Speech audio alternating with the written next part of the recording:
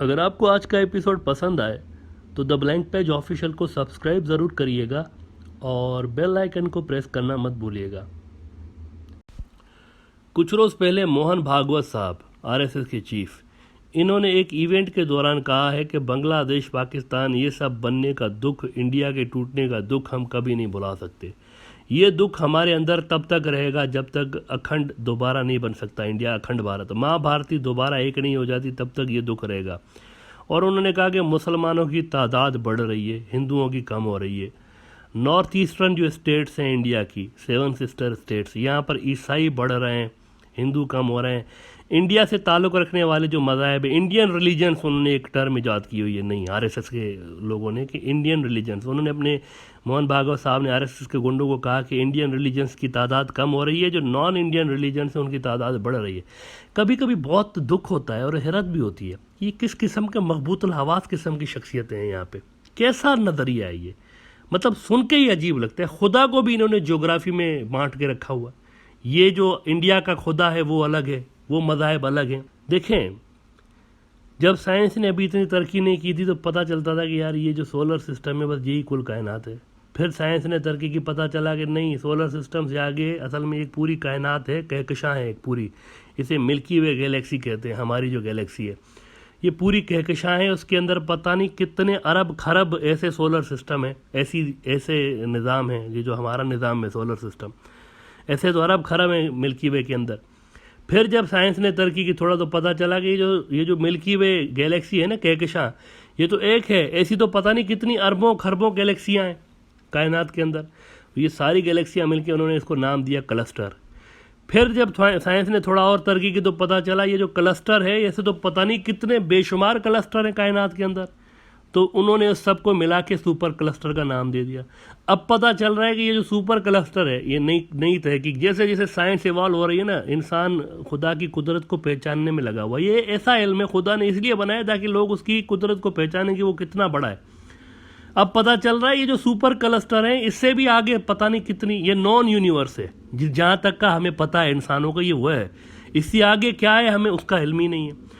अब इतनी बड़ी कायनात देखें और यहाँ ये नज़रिया देखें खुदा के बारे में, ऐसे खुदा के बारे में जिसने ये सारा कायनात, ये सारा निज़ाम पैदा कर दिया, उसके लिए ज़रा कह क्या रहे हैं इंडियन रिलीजन्स। अरे खुदा भी ज्योग्राफी के अंदर आ गया, इंडियन रिलीजन्स, ये क्या अजीब मकबूतुल हवास किस्म के, हमने कहा ना, ये अजीब सी एक पता नहीं क्या आ गया इंडिया के अंदर। ये 1920 में सावरकर साहब क्या शुरू करके गए अल्लाह ही जानता है, ये पता नहीं क्या चीज़ उन्होंने, कहते हैं इंडियन रिलीजन्स कम हो रहे हैं। मित्रों इस पर ध्यान दो। मोहन भागवत कह रहे हैं कि एक्सटर्नल फ्रंट पे 4 दुश्मन मिल चुके हैं माँ भारती के खिलाफ। 4 दुश्मन, चाइना, पाकिस्तान, अफगान तालिबान और तुर्की, ये चारों मिल गए हमारे खिलाफ। बड़ी गंभीर सूरत हाल है। लेकिन ये सारी बातें, ये सारी इनकी अजीबो गरीब सी बातें अपनी जगह, इस इवेंट में जहाँ मोहन भागवत ये सब कह रहे थे ना, इनकी ये स्पीच, इनकी ये बातें मेरे लिए कोई ज़्यादा हैरत अंगेज नहीं है, इसमें कोई हैरत नहीं हुई। ये तो कहते रहते हैं, 100 साल के ऊपर हो गया है आरएसएस ये बातें कहती रही हैं। खुदा को ज्योग्राफी के अंदर वो बांटने की कोशिश करते हैं।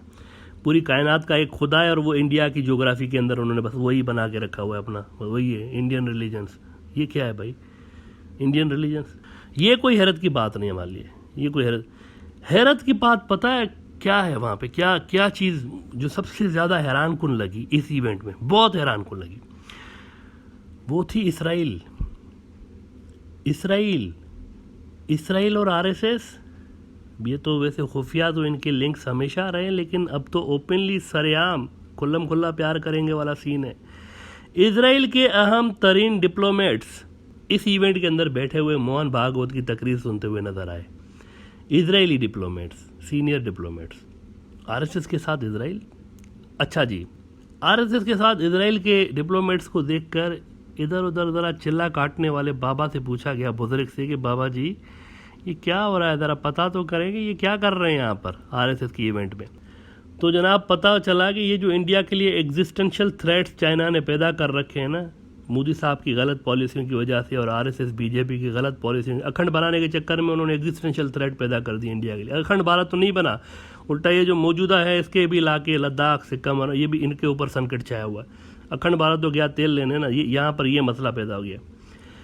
तो पता चला कि ये जो एग्जिस्टेंशियल थ्रेट्स इन्होंने पैदा करके रख दिए हैं इंडिया के लिए, इसमें इंडिया जो है वो इजराइल की हेल्प लेना चाह रहा है कि हमें बचाओ, ये ज्योग्राफी चेंज हो रही है हमारी, बचाओ। इंडियन फॉरेन मिनिस्टर भी 5 रोज़ा दौरे पे इजराइल पहुंच चुके हैं। जी हाँ, पधार चुके हैं इजराइल। इंडिया के फॉरेन मिनिस्टर जनाब जयशंकर साहब ये इजराइल में होंगे, 5 रोज़ के लिए पहुंच गए वहाँ पर। इजरायली पीएम से मिलेंगे, इजरायली प्रेसिडेंट से मिलेंगे, इजरायली पॉलिटिशियंस से मिलेंगे, इन सब से मिलेंगे, उनके फॉरेन मिनिस्टर से मिलेंगे। क्यों? और भी बहुत सारी बातें हैं जिनके लिए वो गए हैं वहाँ पर, लेकिन 2 इम्पॉर्टेंट हैं हमारी नज़र में। 2 बहुत ही इंपॉर्टेंट बातें हैं, 2 बहुत ही इंपॉर्टेंट हैं। एक तो इंडिया को चीन से निपटने के लिए इजराइल की टेक्नोलॉजी चाहिए, हथियार चाहिए, मॉडर्न टेक्नोलॉजी इजराइल की वो चाह रहे हैं कि हमें दे दें, कुछ तो काउंटर करें। ऐसा ना वो उधर आके धपड़धूस करके चले जाए, हमें पता ही नहीं चले। कुछ तो एक हमें भी तो कुछ होना चाहिए ना रेजिस्ट करने के लिए। इजराइल से कहें कि टेक्नोलॉजी हमें दे दें चाइना के खिलाफ, चाइना के खिलाफ इजराइल उनकी मदद करे टेक्नोलॉजी के फ्रंट पे। दूसरा वो ये कहने गए कि महाराज ये अमेरिका के रिलेशंस ह्यूमन राइट्स की वायोलेशंस की वजह से और हिंदुत्व की आइडियोलॉजी की वजह से ख़राब हो गए हैं, बहुत ज़्यादा ख़राब हो गए। उन्होंने हमें क्वाड से भी कल्टी करा के ना उन्होंने ऐसे बराए नाम क्वाड कर दिया, ऑक्स बना दिया उन्होंने। मिलिट्री जो मदद तो हमें मिलनी थी क्वाड के ज़रिए वो तो नहीं मिलेगी, वो तो गई। तो ज़रा हमें हमारे लिए ज़रा आप लॉबिंग करें, हमारे लिए काम करें उधर जाके, और अमेरिकन्स को समझाएं कि इंडिया को डंप मत करें प्लीज़। इजराइल को कहने जा रहे हैं कि अपना इन्फ्लुएंस अमेरिका पे इस्तेमाल करें कि वो ना सिर्फ हमारी मदद करे इंडिया की, बल्कि हमें डिप्लोमेटिक कवर भी मुहैया करे चाइना के ख़िलाफ़, और मिलिट्री जो एक सपोर्ट है वो भी दे। ये भी नोट कर लें कि विंटर शुरू हो गया है लद्दाख में, और चांसेस बहुत ज़्यादा हैं कि इंडिया चाइना के बीच इस विंटर कोई मैसिव क्लैश एक्सपेक्टेड है, लास्ट ईयर की तरह। जैसे लास्ट विंटर में तो उससे भी बड़ा एक्सपेक्टेड है इस हवाले से। तो विंटर के शुरू में भी जयशंकर का इजराइल जाके पहुंचना वहाँ पर टेक्नोलॉजी मांगने और डिप्लोमेटिक हेल्प मांगने और अमेरिका पे असर डलवाने के लिए, ये बड़ा माना खेज है। विंटर के शुरू में पहुंच गए इजराइल। लेकिन क्या इसराइल की हेल्प इंडिया को इस डिज़ास्टर से बचा पाएगी जो कि उसके सर पे खड़ा है, जो कि आरएसएस और बीजेपी ने उनके लिए क्रिएट कर दिया हुआ है? क्या बचा पाएगी? अखंड भारत क्रिएट करने के चक्कर में मौजूदा जो भारत के नक्शे हैं उसको बचाना मुश्किल हो गया है। 3 स्टेट्स जो हैं वो तो सीधी की सीधी मतलब जा रही हैं, चाइना उस पर नज़रें गाड़ के बैठ गया है, और उन्होंने कहा ये तो आइडियोलॉजिकल इशू है। सिक्किम, अरुणाचल प्रदेश, लद्दाख, ये तो, और उत्तराखंड के भी बड़े इलाके। तो क्या इजराइल बचा पाएगा, हेल्प कर पाएगा? This is a question. I don't think so, मुझे नहीं लगता, and I have a solid reason for that. ये जो मैं कह रहा हूँ ना कि इजराइल हेल्प नहीं कर पाएगा, ये गए हैं, कोशिश कर रहे हैं, लेकिन इसराइल की हेल्प कोई काम नहीं आ सकती। क्यों? अफ़गानिस्तान के अंदर अभी अफ़गानिस्तान की जंग ख़त्म हुई है। अफ़गानिस्तान के अंदर रॉ के साथ साथ इजराइल भी तो एक्टिव था वहाँ पर इतने साल। इजरायली खुफिया एजेंसी मोसाद भाई बहुत एक्टिव रही है वहाँ पर, बड़े बड़े काम किए हैं उन्होंने भी, उनके भी बहुत सारे एसेट्स हैं। ये मत समझे कि सिर्फ इंडिया के एसेट, उनके भी बहुत सारे एसेट्स हैं वहाँ पर। वो भी इधर रहे हैं, ईरान की वजह से, पाकिस्तान की वजह से वो भी बड़े एक्टिव रहे हैं। लेकिन क्या हुआ, इजरायली खुफिया एजेंसी अमन भी उनकी और मोसाद भी बड़े ही एक्टिव रहे हैं, दोनों इदारे उनके। ना सिर्फ अफ़गानिस्तान बल्कि कश्मीर के अंदर भी कई इनके जो अहम तरीन लोग हैं वो कश्मीर के दौरे कर चुके हैं, ये रिपोर्ट्स आती रही हैं मीडिया के अंदर। विच मीन्स इंडिया और इसराइल दोनों जगहों पर, अफ़गानिस्तान में भी और कश्मीर के अंदर भी, बिल्कुल एक पेज पे रहें, एक ही पेज पे रहें। लेकिन इसके बावजूद दे लॉस्ट बैडली, बहुत ही भयानक ह्यूमिलिएटिंग डिफीट से दो चार होना पड़ा उनको अफ़गानिस्तान के अंदर, और वो अपने एसेट्स को भी नहीं बचा पाए। तो फिर चाइना तो चाइना है, वहाँ पे जब इतनी बुरी डिफीट हुई है अफ़गानिस्तान के अंदर, चाइना तो चाइना है भाई। इसराइल कभी भी इस रीजन से आउट रहा ही नहीं है। अगर आप ये सोच रहे हैं ना कि ये अभी आ रहा है, तो ये कभी आउट रहा ही नहीं है, वो हमेशा रहे हैं यहाँ से। 1970 से लेकर भी उनके कारनामे यहाँ पर नज़र आते हैं, 1960 से इवन उनके कारनामे यहाँ पर नज़र आते हैं। वो इस रीजन के अंदर रहे हैं किसी न किसी सूरत, और इंडिया उनका सबसे मेन इत्तेहादी रहा है। इसराइल का इंडिया की डीप स्टेट के साथ हमेशा से लिंक रहा है। 1980s में भी उन्होंने इराक के बाद, इराक के न्यूक्लियर रिएक्टर्स पर उन्होंने हमला किया था, उनका न्यूक्लियर प्रोग्राम तबाह कर दिया था। उसके बाद उन्होंने पाकिस्तान की न्यूक्लियर साइट्स को हिट करने की अटैम्प्ट की थी, लेकिन वो कर नहीं पाए थे। प्रॉपर अटैम्प्ट हुई थी, इजरायली पायलट, इजरायली जहाज़ पहुँच गए थे इंडिया। प्रॉपर अटैम्प्ट हुई थी कि जाके इनको उड़ा के आएंगे, जैसे इनका उड़ाया है ना इराकियों का, वैसे इनका भी उड़ा के आएंगे पाकिस्तानियों का, लेकिन वो कर नहीं पाए थे। अमेरिका की इन्वेजन हुई है तब तो वो खुल के आए हैं सामने अफगानिस्तान के अंदर, खुल के इंडिया की साइड पे आए। लेकिन देखें असल जो गेम है ना, असल गेम ये है कि इजराइल बजाते खुद गेम चेंजर नहीं है, वो अपने आप उसके अंदर ये कैपेबिलिटी कभी भी नहीं रही। इनकी वैसे 2000 साल की हिस्ट्री है ज्यूज़ की, ये जो जूइश स्टेट्स रही हैं इनकी हिस्ट्री है, वो बजाते खुद कुछ नहीं कर सकते। यानी देखें ना, अगर आप हमेशा वो किसी न किसी सुपर पावर के साइड पे होते हैं। 2000 साल पहले जब यहाँ पर उनकी हुक्मरानी थी हज़रत ईसा अलैहिस्सलाम के दौर में, जो आखिरी दौर है जहाँ से इनका फिर आखिर में जवाल शुरू हुआ है और फिर टाइटस रोमी ने दपड़दूस करके इनको निकाल दिया। उस वक्त भी क्या था, ये रोमन जो एम्पायर थी ना, सुपर पावर थे दुनिया के रोमन्स उस वक्त, ये उनके साइड पे थे, उनके इत्तेहादी थे। फिर इजराइल बना है तो ये बरतानिया के इत्तेहादी, फिर थोड़ा सा सोवियत यूनियन के साथ भी इनके लिंक्स रहे, लेकिन ये नहीं बन पाए थे उस हवाले से, जो ये बनाना चाह रहे थे नहीं बन पाए थे। अमेरिका की साइड पे ज़्यादा थे ये। उसके बाद अमेरिका आया तो ये अमेरिका की साइड पे। तो बजाते खुद इजराइल गेम चेंजर नहीं रहा, वो किसी न किसी सुपर पावर के साथ उसका इत्तेहादी बन के रहा है, बी टीम छोटू बन के रहा है हमेशा। और अगर कोई ये समझ रहा है अब कि इजराइल की टेक्नोलॉजी कोई चाइना के लिए परेशानी पैदा करेगी और इंडिया की बहुत ज़्यादा हेल्प करेगी, अगर इजराइल इंडिया को वो टेक्नोलॉजी देता है तो ये चाइना के लिए बड़ा है कि बड़ी गंभीर सूरत हाल होगी। अगर कोई ये समझता है तो हमारी तरफ से इस साल का बेहतरीन जबरदस्त अवार्ड और साथ में 21 तोपों की सलामी उस व्यक्ति के लिए। वी वुड एडवाइज देम कि please read about military technologies of China, उसके बारे में और भी पढ़ें थोड़ा सा, आपको आइडिया हो जाएगा कि ज़मीन आसमान का फ़र्क है। आप इजराइल को ओवर एस्टिमेट कर रहे हैं, वो इतना उसने क्या ऑब्जेक्टिव हासिल किया है। एक बात है, पाकिस्तान का न्यूक्लियर रोक पाया? नहीं रोक पाया। इराक़ का न्यूक्लियर बहुत ही स्टार्टिंग एक उसमें था, वो कोई बहुत आगे के लेवल पर नहीं पहुंचे हुए थे, बहुत स्टार्टिंग में था। पाकिस्तानी न्यूक्लियर नहीं रोक पाए। ईरान का न्यूक्लियर पावर रोक पाए क्या? उनका न्यूक्लियर प्रोग्राम नहीं रोक पाए ना। उन्होंने कौन से ऑब्जेक्टिव हासिल किए अपने? इराक़ में अब भी देखें आप, इजराइल की तो हुकूमत नहीं है। सीरिया में देखें, इजरायली ग्रुप्स की तो हुकूमत नहीं है। लेबनान में देखें, उसके पड़ोस में जहाँ पे भी देखें आप, उनकी तो हुकूमत नहीं है। हाँ, ट्रंप की वजह से उन्होंने 2-4 अरब मुल्कों के साथ डिप्लोमेटिक रिलेशंस कायम कर दिए, दैट्स इट। और क्या अचीव किया उन्होंने पिछले 70-80 साल जब से बना, क्या अचीव किया है? ज़रा अचीवमेंट तो बताएं ना। क्या उन्होंने कोई इतना बहुत ज़्यादा कोई इन्फ्लुएंस अपने नेबरहुड में पैदा किया है? सबसे बड़ी बात तो ये है, इतना असर पैदा कर सके हैं क्या? वो नहीं कर पाए। तो ये इजराइल हमेशा छोटू बना हुआ है, ये कोई बताते खुद सुपर पावर नहीं है। तो इजरायली टेक्नोलॉजी यहाँ पर गेम चेंजर नहीं होगी, चाइना बहुत ज़्यादा सुपीरियर है। और इस प्रोग्राम के एंड में ज़रा हम आपको आज की ब्रेकिंग न्यूज़ भी बताएंगे कि क्या किया है चाइना ने एक ऐसी हरकत कर दी है कि अमेरिका बौखला गया उससे टेक्नोलॉजी के मैदान में, वो बताते हैं आपको। लेकिन असल जो हदफ महसूस हो रहा है इंडिया का इस जयशंकर की इजराइल विजिट में, वो ये महसूस हो रहा है कि बाबा, वाशिंगटन वाले बाबा, इंडिया वाशिंगटन वाले बाबा का आशीर्वाद हासिल करना चाह रहा है इजराइल के ज़रिए कि बाबा जी पे दबाव डलवाया जाए कि वो इंडिया की हेल्प करें चाइना के ख़िलाफ़, जो कि नहायत ही वैसे फजूल आइडिया है, जिसका भी आइडिया है फजूल आइडिया है। ये सोचा गया है कि यार अब तो कोई कहीं से हेल्प नहीं आ रही, इजराइल को बोलते हैं, शायद इजराइल हमारी कोई लिंक सेट करा दे।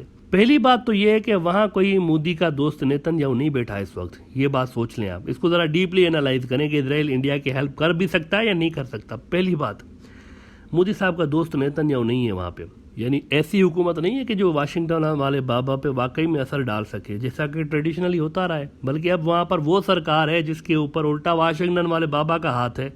बाबा का हाथ उसके सर से खींच जाए तो सरकार गिर सकती है, इसलिए क्योंकि सरकार टिकी हुई है अमेरिका के आशीर्वाद से।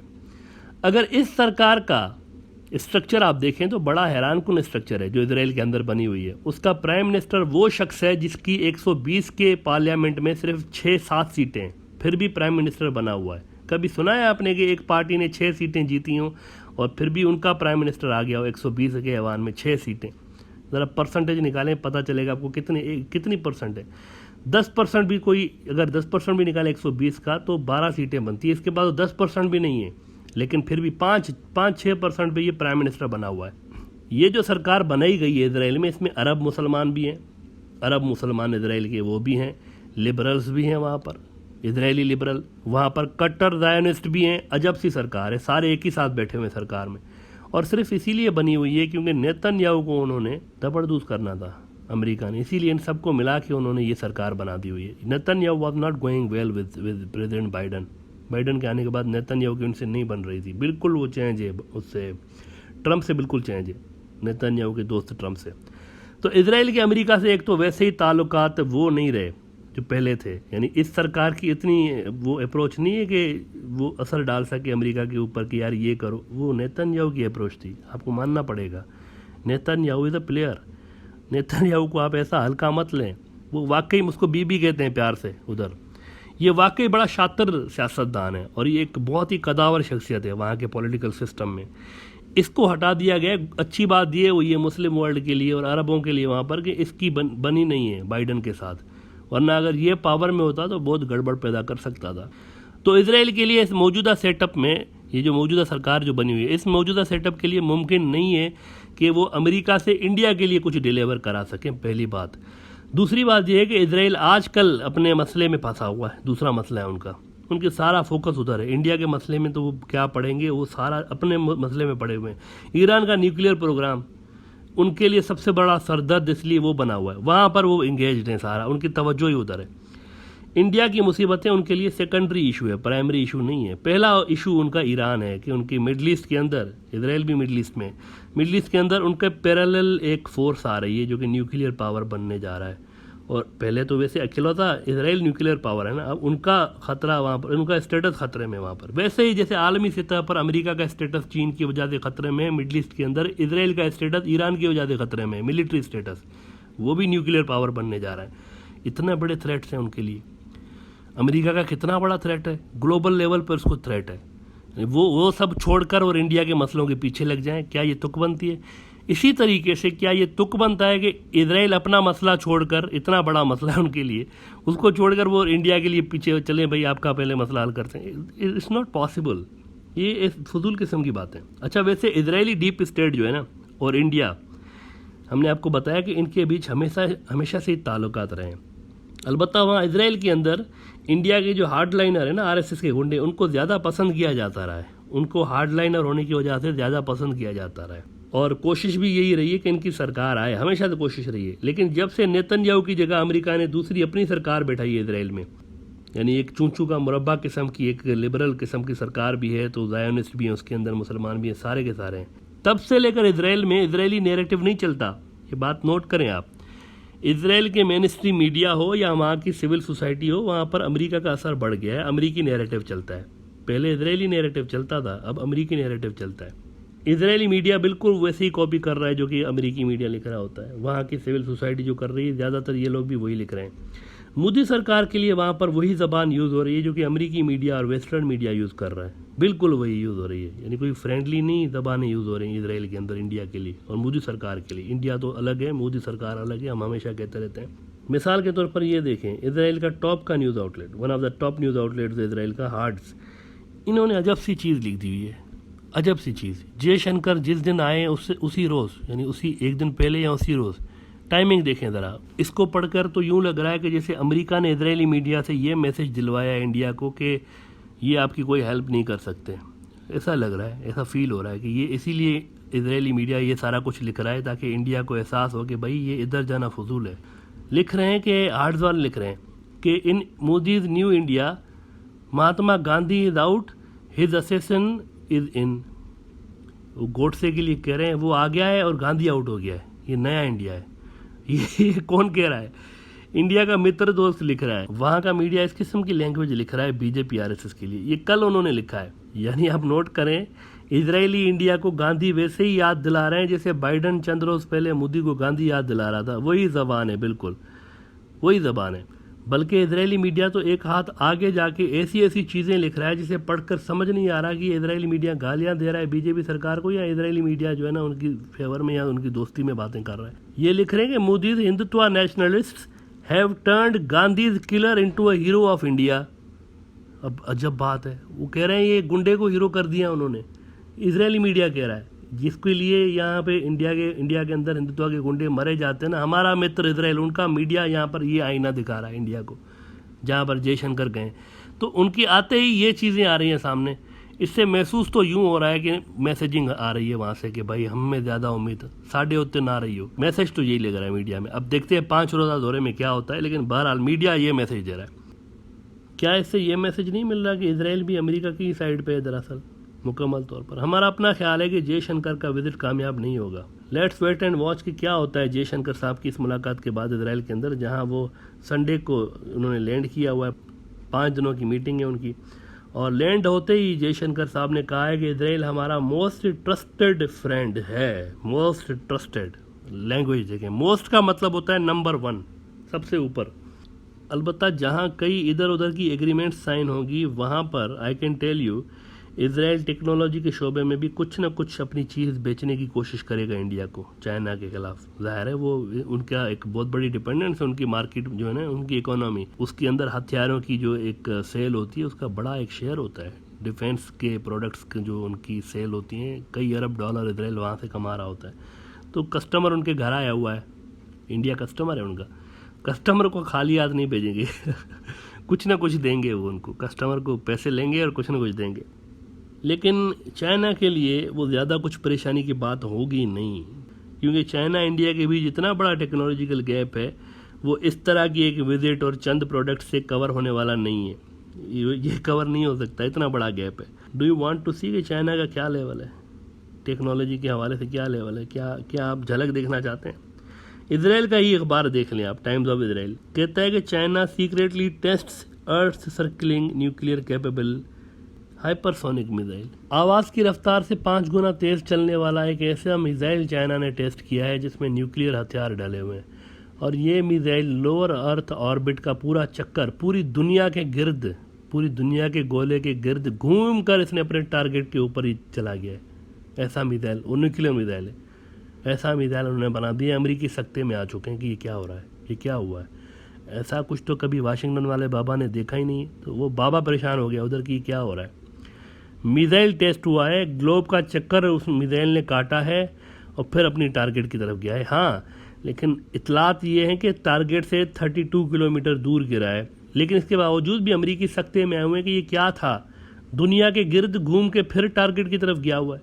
और इसराइल का ही मीडिया कह रहा है कि China's progress on hypersonic weapons caught US intelligence by surprise. हैरान हो गए कि ये क्या हुआ है, अमेरिकी हैरान हो गए कि ये पता नहीं खुदा जाने क्या चीज़ बना दी है इन्होंने। ये तो छुपे रुस्तम है बहुत। ये जो घोड़े पे चढ़ के आते हैं ना उत्तराखंड के अंदर, ये इंडिया को असल में ट्रोल कर रहे होते हैं उनके फौजियों को कि आपकी लेवल ये है।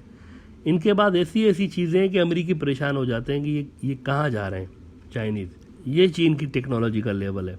और यहाँ इंडिया के अंदर माना जा रहा है कि हम इनसे लड़ेंगे भी, इनको धपड़धूस भी करेंगे और इनके ऊपर हम विजयी हो जाएंगे। तो अगेन ऐसे मित्रों के लिए जो ये सब कुछ समझते हैं, उनके लिए हमारी तरफ से साल का सबसे बेहतरीन धपड़धूस अवार्ड, और साथ में धपड़धूस अवार्ड की हम 21 तोपों की सलामी वैसे ही देते हैं।